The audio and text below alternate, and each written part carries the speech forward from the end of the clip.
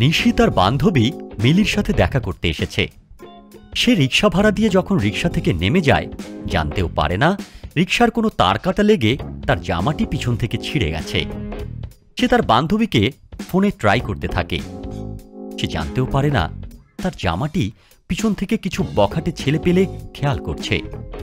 সেই বখাটেরা পকেট থেকে মোবাইল বের করে পিছন থেকে ভিডিও করতে শুরু করছে। এমন সময় দূর থেকে এক বোবা পাগলি ব্যাপারটি লক্ষ্য করে। সে দেখে ছেলেগুলো এই মেয়েটির ছেঁড়া জামাটি ভিডিও করছে। সে লক্ষ্য করে মেয়েটি এই ব্যাপারটি মোটেই খেয়াল করছে না। এই কথা ভেবে সে মেয়েটির কাছে গিয়ে তাকে বোঝাবার চেষ্টা করে, কিন্তু নিশি ভাবে মেয়েটি হয়তো ভিক্ষা চাচ্ছে।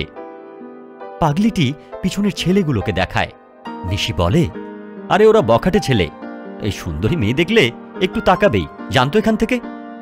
পাগলিটি অনেকভাবে বোঝাবার চেষ্টা করে, তারপর রাগ করে সেখান থেকে চলে যেতে নেয়। যেতে যেতে ভাবে, যা হবার হবে, আল্লাহ এর বিচার করবে। এই কথা ভেবে সেখান থেকে চলে যায়। কিন্তু কিছুটা যাবার পর তার মাথায় আবার প্রশ্ন আসে, আচ্ছা মেয়েটিকে তো তা বোঝানো উচিত।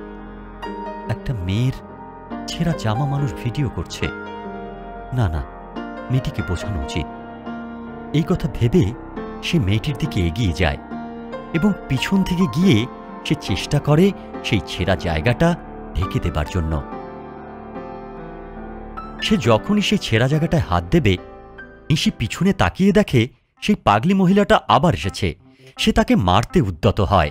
এমন সময় একটি মেয়ে এসে নিশিকে আটকায়। মেয়েটি বলে, কি ব্যাপার, তুমি ওকে মারছো কেন? নিশি সমান দাপটের সাথে বলে, আর বলবেন না আপু, আমি এই মহিলাকে ভিক্ষে দেইনি জন্য সে পিছন থেকে আমার ব্যাগের টাকা চুরি করতে এসেছিল।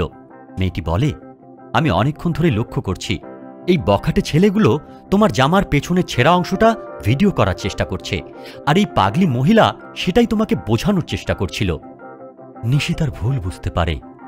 পাগলি মহিলা নিশির গায়ে হাত বুলিয়ে সেখান থেকে চলে যায়। মেয়েটি নিশিকে বলে, কাউকে না বুঝে কিছু বলা উচিত নয়।